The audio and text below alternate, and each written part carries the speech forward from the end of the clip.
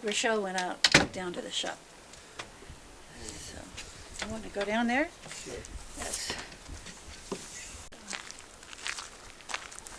Lived in a trailer for a couple, I don't know how long, and Tom built the shop, which this was already here, this studio, but he built the shop and we lived in there for several years while we built the house.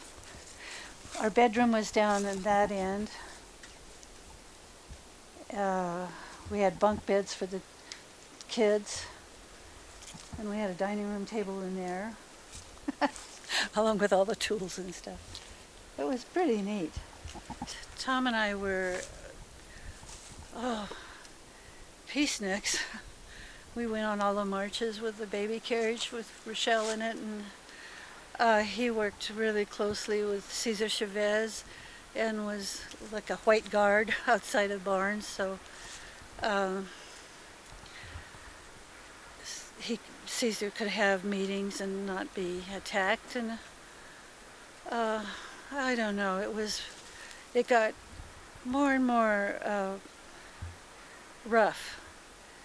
It got to where we were thinking it wasn't a good place to raise our baby. Hard times, just, people getting shot and all that. So there was a back to land movement going on, and we read about it and heard about it, and we didn't want to live in a commune because we weren't hippies, we were peaceniks. And so we thought, well, maybe we could just go back to the country and raise her and our new baby that was coming in a peaceful, healthy place. And so when we came upon this place with the real estate guy, there were these weeds in the meadow.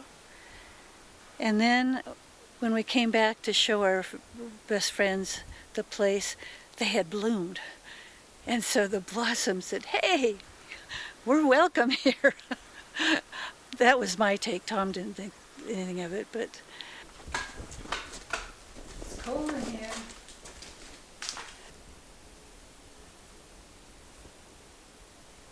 About 20 years ago, I went to a retreat, and they taught us about clay, and I tried to learn how to make figures.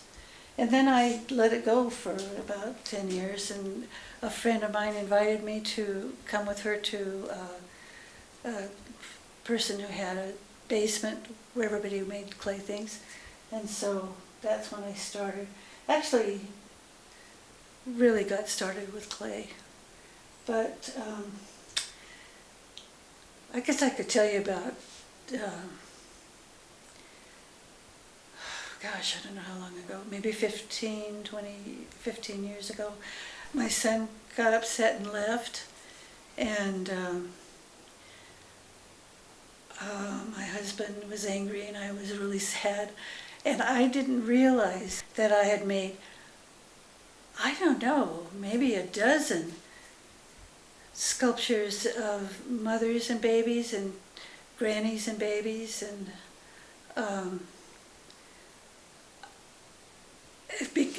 I figured out it wasn't my brain that was doing it, it was my heart, that I wasn't even aware of. Those babies can't ever leave because they're stuck in clay. But then I realized that it's not artwork, it's heart work.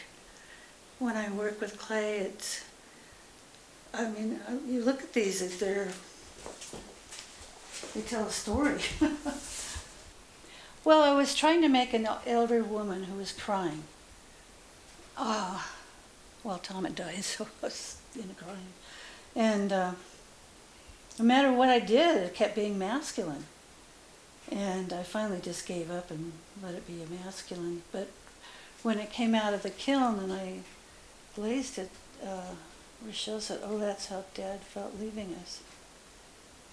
And I think that's, it comes from the heart, it doesn't come from the head.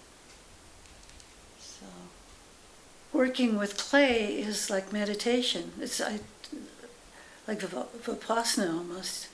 There's only a focus of being present, and you don't have to think about anything else. It's It's calming and quiet and heart and body, heart and hands. So I look forward to working with it when I can.